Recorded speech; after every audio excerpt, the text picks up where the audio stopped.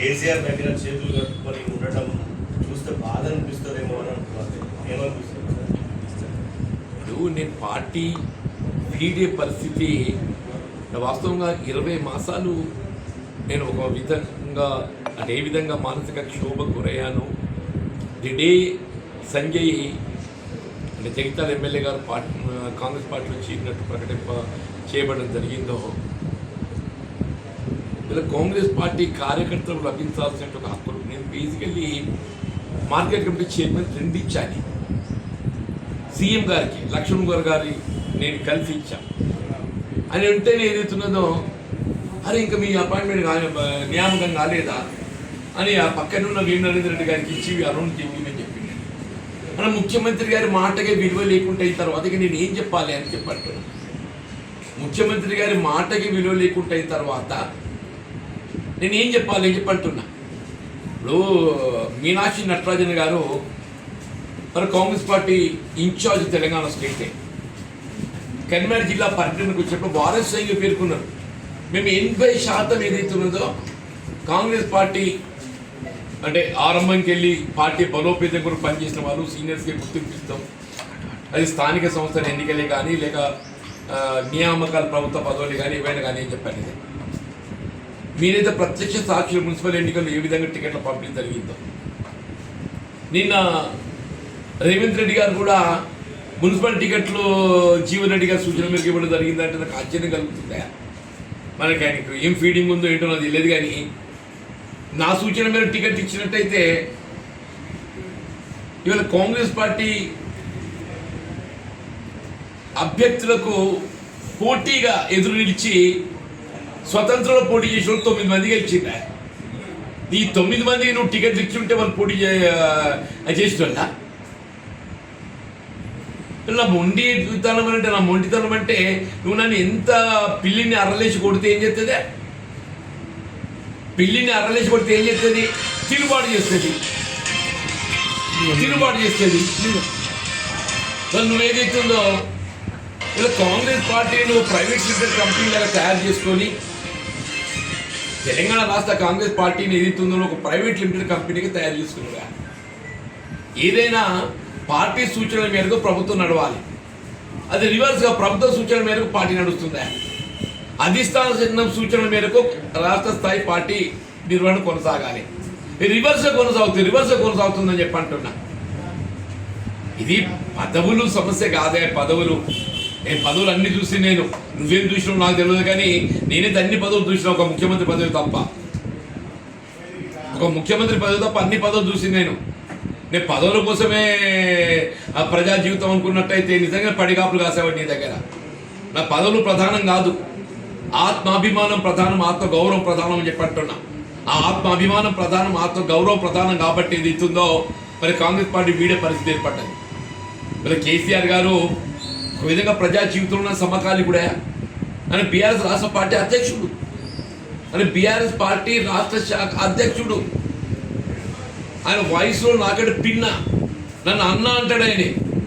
నన్ను అన్న అంటాడు, నా వయసును గౌరవిస్తాడు. ఆయన ఇవ్వాలి కాదు, ఆయన ముఖ్యమంత్రిగా ఉన్ననాడు ఏది ఇస్తుందో అన్నాన్ని కేవలం ప్రతిపక్ష పార్టీ శాసనసభ్యుడికి ఏది ఇస్తుందో ఉన్నా కానీ నాపై గౌరవంతో అప్పుడు జగిత్యాల నియోజకవర్గ అభివృద్ధి కొరకు ప్రత్యేకంగా నిధులు కేటాయింపు చేసిండు. ఇలా కేసీఆర్ గారు కేవలం వ్యక్తిగతంగా నా గురించి అని కాదే, ఆయన ప్రజలంటే గౌరవం, తెలంగాణ అంటే గౌరవం, నీలాగా కాదు. ఆయన ప్రజలంటే గౌరవం, తెలంగాణ సమాజం అంటే గౌరవం. ఆయనకి తెలంగాణ సమాజాన్ని ఏ విధంగా గౌరవించాలనేది కేసీఆర్ గారికి తెలుసు. ఇప్పుడు నిజమే కేసీఆర్ గారిని విమర్శ అంటే నేను విధానపరంగా నేను మాట్లాడద్దని. నేను వ్యక్తిగతంగా ఎన్నడూ ఏ నాయకుని విమర్శించలేదు. ఇక్కడ ప్రాణహిత నదీ జలాలకు సంబంధించి వినియోగం ఏదైతున్నదో తుమ్మడి ఎటువంటి చేస్తే బాగుంటుండే ఒక అభిప్రాయాన్ని వ్యక్తం చేసింది. ఇవాళ అది ఎప్పుడైతే 152 మీటర్ల నిర్మాణం సాధ్యం కాదు, మహారాష్ట్ర ప్రభుత్వం దానికి అంగీకరించలేదో దాన్ని they brought it down to 100 metre level. వీళ్ళ రేవంత్ రెడ్డి కూడా అదే చేస్తున్నాడు. ఇలా రేవంత్ రెడ్డి గారు ఏదైతే ఉందో కాంగ్రెస్ పార్టీ తుమ్మడి ఎటు వద్ద బ్యాలీ నిర్మాణం చేస్తామని చెప్పి 3 సంవత్సరాలు గడుస్తుందా? నువ్వు ఎందుకు నిర్మాణం చేయటం లేదు? ఎందుకు ఉపక్రమిస్తలేవు? ఎందుకు ఉపక్రమిస్తలేవు? వీళ్ళు అల్టిమేట్గా ఏదైతుందో అదే మేడిగడ్డనే ఇవాళ మనకి ఏదైతుందో తెలంగాణ రైతాంగాన్ని రక్షణ అనే విధంగా ఏదైతుందో దాని పునరుద్ధరింపుకు చర్యలు చేపట్టే ప్రయత్నం చేస్తుందాం. నిన్నటి దాకా ఏదైతుందో దాన్ని కేవలం కేసీఆర్ గారిని ఒక దోషిగా ఎత్తి చూపే ప్రయత్నంలో భాగంగా దాన్ని నాంచం పెట్టారు. ఇవాళ ఒకవేళ మేడిగడ్డ పునర్నిర్మాణం గట్టి వెంటనే చేయలేకున్నట్టయితే రాబో భవిష్యత్ తరాలు వీళ్ళ రేవంత్ రెడ్డి గారిని క్షమించాయని చెప్పంటున్నాయి. భవిష్యత్ తరాలు వీళ్ళ కాంగ్రెస్ పార్టీ వీళ్ళ జవాబుదారీగా మిగిలిపోతుందని చెప్పంటే అది రేవంత్ రెడ్డి గారి బాధ్యత వహించాల్సి వస్తుందని చెప్పంటున్నాను. ఒక ప్రాజెక్టులకు సంబంధించిన అంశమే కాకుండా ఇలా రైతు భరోసా మనం 15,000 ఇస్తామని చెప్పాను, 3 పంటలు ఎగ్గొట్టినాం.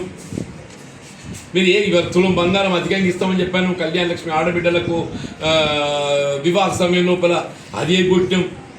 ఆసరా పెన్షన్ ఏదైతుందో 2,000 4,000 చేస్తామని చెప్పాను, అది ఎగ్గొట్టినాం. ఒంటరి మహిళలకు ఏదైతుందో వాళ్ళకు పెన్షన్ సౌకర్యం కల్పిస్తామని చెప్పాను, దాని ఊసు లేదు. వ్యవసాయ కార్మికులకు ఏదైతుందో నెల 1,000 రూపాయలు వాళ్ళకి ఏదైతుందో భూమి లేని నిరుపేదలు కల్పిస్తామని చెప్పన్నాం, దాని ఆలోచన లేదు.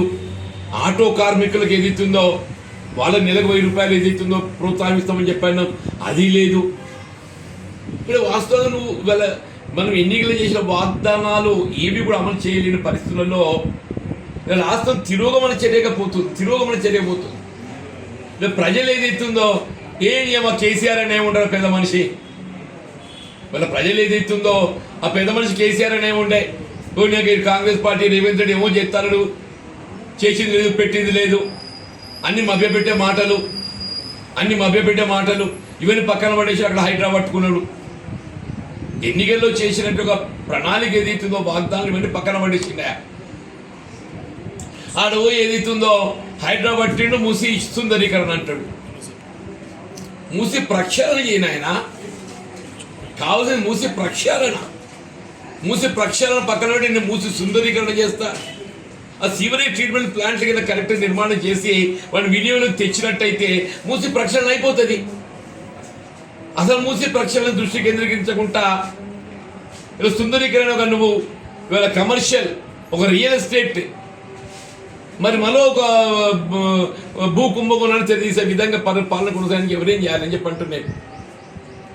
వాళ్ళు నేను ఏదైతుందో రేవంత్ రెడ్డి గారి ప్రైవేట్ లిమిటెడ్ కంపెనీలో నేను బ్యాండ్ వాగన్ నేను చేరేటోడిని కాదు. నేను కాంగ్రెస్ పార్టీ ఏదైతుందో as long as it was public limited company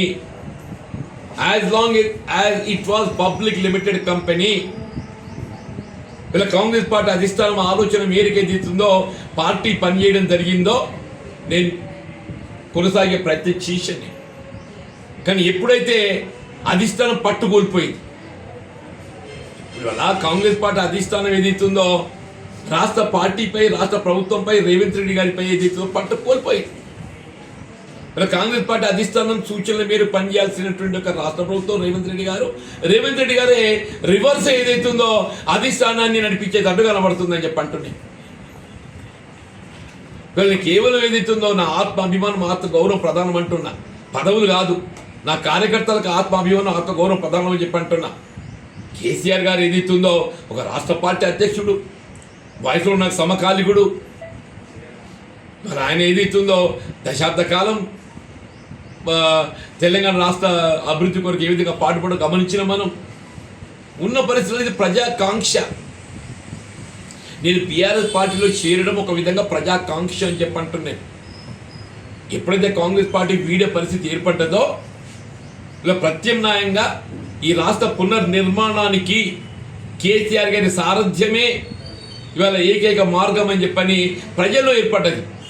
ఇవాళ ఎక్కడ చూసినా మీరు ప్రజల్లో గమనిస్తే ఇలా కాంగ్రెస్ పోవాలి, బీఆర్ఎస్ రావాలి, రేవంత్ రెడ్డి పోవాలి, కేసీఆర్ గారు రావాలి. ఇది నానుడి అంటున్నా. ప్రజల్లో నానుడి పడిపోయింది.